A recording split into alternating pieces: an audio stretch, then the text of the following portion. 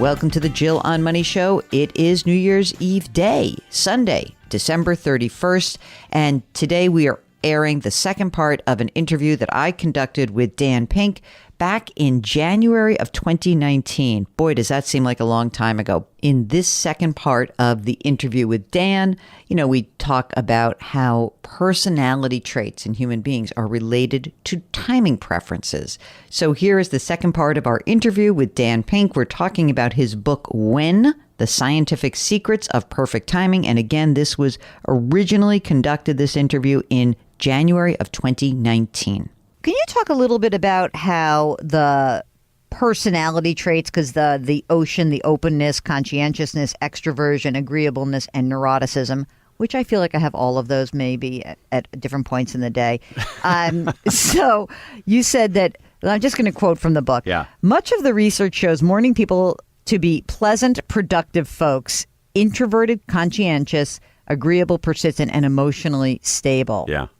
Now, I found that fascinating as someone who works in the mornings. Yeah, well, or someone who's a lark. Yeah, there are personality differences, and let's take the other side of it. So let's talk about owls. Owls are more prone to depression. Owls are more prone to other kinds of mental illness. Owls are more prone to addiction, but owls also test higher on both analytic intelligence and creativity. Mm-hmm. And so I think the interesting question there is which way the arrow points. Is it that people who have mental illness have a difficult time getting up in the morning and going to sleep at night? Or does going to sleep late and waking up late increase your chances of having some kind of problem? We don't know that, but there are these personality differences. I think that the implications for workplaces, though, back to my accounting firm, is that if I say that the main criterion at Pink Partners Accounting is that people have their butts in their seat at 8:30 in the morning, I am losing 1/5 of the talent pool, including the 5th of the talent pool that tests higher on analytic and creative intelligence. That's a mistake. So what about these places where they want there to be a physical presence of people in the office, and they're trying to balance the needs of people to sort of have their own schedules, but there's a team? Yeah. So what's the conclusion for that? That makes perfect sense. I mean, I don't think that the ideal is necessarily that although there are workplaces like this, there's something, a trend that's been out there for a while called a results-only work environment, where people don't have any schedules. They come in whenever they want. And that can work in some instances. I just think what you have to do is you have to give people the discretion to make those decisions for themselves. And the truth is that people want to be good teammates. People care deeply what their peers think of them. And so if there's a meeting or a group project, you'll come in. Right. Because in general, most people are responsible, and there's a certain amount of peer pressure that comes from not letting down your teammates. And to me, that's not the problem. To me, that's not the biggest problem that we should be worrying about. If you have someone who says, I'm not coming in because I don't want to help my team, that's not a chronotype problem. That's a hiring problem. Yeah, that's a personality problem, right? Let's shift gears and talk about lunch. Can you talk a little bit about fueling, refueling, gym time, all those fun parts of the chronotype? Right. But on lunch, we can think of lunch as, let's think of this big category of breaks. And lunch is just another category of break. And what the research tells us is that at some level, we have overvalued breakfast and undervalued lunch. Okay, I'll put it in investing terms. All right, I'm going to short my shares in breakfast, and I'm going long on my shares of lunch. It's like a day part kind of spread that we're putting on. It's absolutely, because I do think that that if you look at the actual research on breakfast, it doesn't say breakfast is bad, not at all. It says breakfast might be good. Yeah, and it's not as good as you think it is, probably. Yeah, and it basically says, hey, healthy people eat breakfast, but we don't know whether eating breakfast makes them healthy. It could be that healthy people just like to eat breakfast. And also, some of these studies have been funded by breakfast food companies, and so you gotta take it with some degree of skepticism. My view, I'm very agnostic on that. Eat breakfast if you want, don't eat breakfast if you don't want. But lunch, because it's in the middle of that workday, is valuable because it is a break. And it actually gives you some of the things that we know effective breaks give you, first of all, physical refueling. But second of all, if you have lunch with somebody else, another Social interaction. Exactly. That's amazing. What about gym time? Like you talk about like taking walks, but is there an optimal time given peak trough recovery that we should be thinking about going? Should you be like, if peak is where you're really good at those mental tasks, like real thought process, should you not be working? Like a lot of people I know, they just like, I work out first thing in the morning because that's the best time to work out. Sure. Well, it could be for some people. And here's the thing. There are a number of different variables here, but there's some good research on this. So what we know is that morning exercise is good for if you have certain kinds of goals. Morning exercise seems to be better for habit formation, in part because you're less likely to get interrupted at 7 in the morning than at 5 in the afternoon. Morning exercise seems to be better for weight loss, although there's a lot of the research is showing that exercise is less effective for weight loss. Weight loss is really hard. Yeah, it's diet. Sorry, guys. It's diet. You got to shut your mouth.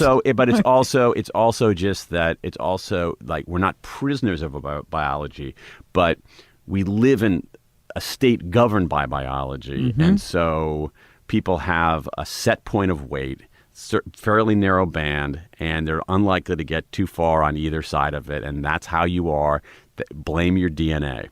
But the one thing about morning exercise, which I think is very effective, though, is this: that exercise, aerobic exercise, certainly, some interesting new research showing even strength training gives us a mood boost and a pretty enduring mood boost, 10 hours sometimes. And so if you exercise in the morning, you get that mood boost all the way through the day. If you exercise at, say, 6 at night or something like that, you might end up sleeping through some of that mood boost. Now, late afternoon and early evening exercise is better for other things. It's better for avoiding injury. And I think, this is my guess, I think that's because of changes in body temperature. Our body temperature is highest at that moment, so we're literally more warmed up. It's better for performance. Lung capacity is higher. Hand-eye coordination is better. Speed is greater. And so there's some interesting research showing that a disproportionate number of world records in speed events were set between 4 p.m. and 7 p.m. local time. That's wild. It's crazy, right? Yeah, it's great. And then also people report enjoying late afternoon and early evening exercise more. That's just because the hottest people are in the gym at that time, maybe? Could be. Literally the warmest because everybody's body temperature is the highest. It could be that you're throwing off the stresses of the day. I actually believe, and it's weird. It's a weird thing like I never thought about, is these changes in body temperature are actually more important than we realize. Changes in body temperature are one of the things that aid significantly in falling asleep and in wakefulness, and even in certain kinds of physical performance. That period when your body temperature is higher does boost you just a little bit. It really depends on your goals. One is not better than the other. And so for me, since I'm a lark, I actually don't like exercising in the morning because I like doing my work then. Yeah. And then by the end of the day, I'm so stressed out and miserable, I actually enjoy going for a run at 5 in the afternoon or 6 in the afternoon or something. That's interesting. I am the midday kind of person. Okay. And I think that it has something to do with needing a boost, because I wake up so early. If I finish this interview right now, which, we'll wrap up, and I eat a little something, and in an hour and a half, I'll go to the gym. So about what time of day? 2. 2 in the afternoon. And that's about how far? So you woke up at what, 5? 4:30 this morning. Oh my, okay. So like 1:30 or 2 o'clock. Okay, so 4 to, so that's 9 hours after you've woken up. Yeah. So for me, that would be something like, it's interesting. So for me, it'd be something like, I wake up at around 7. If I went to the gym 9 hours after I woke up, that would be 4 in the afternoon. Right. So pretty good. Yeah. And it's funny because sometimes it's just, as you said, it has to be where you can form the habit. Sure, So I think that for many people, it's like, when are you going to actually get there? To me, it's like, it's this perfect time. Morning's done. Sure. I mean, if the market blows up or does something weird in the middle of the day, I usually cancel, but whatever. Right. I think that just being aware of your own body is fascinating to me. And that's why I love this book, because so much of it felt like, yes, I could bring that into my life and make a positive change. So let us talk about my favorite word in the entire book, nappuccino. By far the best. Are you a napper? I can be, because I wake up so early. Right. And so there are, it can sort of happen in the mid-afternoon. I've sort of been thinking like, I should be meditating, and actually napping feels better. You know what? But it's interesting you say that, because there are a lot of similarities in brain function and just in mood between napping and meditation. There really are. Here's what we know about napping. It's pretty good for us. Again, it goes against our puritanical ways, but the best naps are extremely short, between 10 and 20 minutes long. That was what amazed me. That surprised me too, because I began this pretty anti-nap, because my own experience napping was unpleasant, because I would wake up and I would feel like crap. And that's what something called sleep inertia, which happens when you nap beyond about 20 minutes. But a 10 to 20 minute nap there's a lot of research on this. It's very restorative. It's right in that sweet spot. Less than 10 minutes doesn't do you much good. More than 20 gives you sleep inertia. Right in that 10 to 20 minute window, it really just smooths things over and restores a lot of mental acuity, restores some physical energy. Okay, so now add in the caffeine part. Okay, so this is something I swear by now. I don't do it every day at all. But look at you, you're like, don't judge me. Yeah, I don't do it every day. No, I don't do it every day. I want to advocate this, but I'm not. I don't want to be like a. You're not an evangelist. A pusher on the corner, like handing out the drugs here. Here's what I do. So I have noise canceling headphones, and so I will set my timer for 25 minutes. Put on my noise canceling headphones. Right before I press go on my 25-minute timer, I will have a cup of coffee, and I just guzzle it. In fact, I will often brew a cup of coffee, put like some chunks of ice in it just to cool it off, because I'm not enjoying the coffee. I'm just guzzling it. All right? Seems weird, but stick with me. So then I close my eyes, have my noise-canceling headphones on, and I can usually fall asleep in, say, 10 minutes. And one of the things that we know about napping is that the more you do it, the better you get at it. And that, in that sense, it's very much like meditation. If you just take somebody off the street and say, start meditating, they're going to have a really hard time. But you bring them back day after day after day after day after day after day after day, at a certain point, they're going to be able to meditate from 10 seconds to 30 seconds to a minute and a half. So napping is that way. So I can usually fall asleep in 10 minutes. I fall asleep in 10 minutes. My alarm goes off in 25 minutes. That gives me 15 minutes of actual nap, right in that sweet spot. But here's the cool thing.